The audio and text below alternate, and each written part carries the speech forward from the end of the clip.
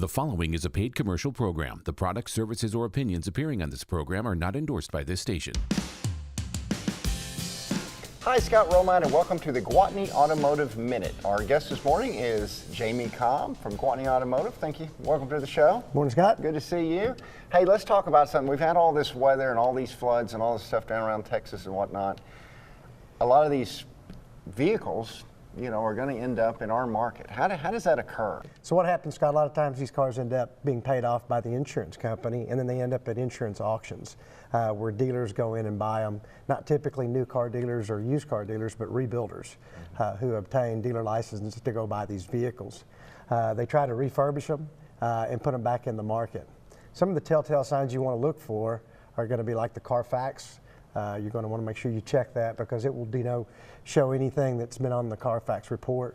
Okay, so one of the things you would recommend first is trying to do a background on the car. How would you go about doing that? Well, there's a company out there, there's several, there's AutoCheck and there's also Carfax. And what they do is they get the history of the VIN number of the vehicle and go back and look at the data and follow that vehicle through its cycle.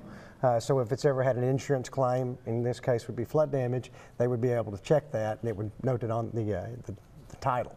And so you want to look for things like odors in the vehicle, electronics not working, radios not working, power windows, power seats, things that are obvious that water has probably got into that module and contaminated that and caused damage. What are some areas you would check? I mean, you want to really get into this car before you Oh, absolutely. buy it. You want to look in the trunk, underneath the spare tire area. Those typically hold water, cause all the tools in there to rust, the jack, the lug wrench.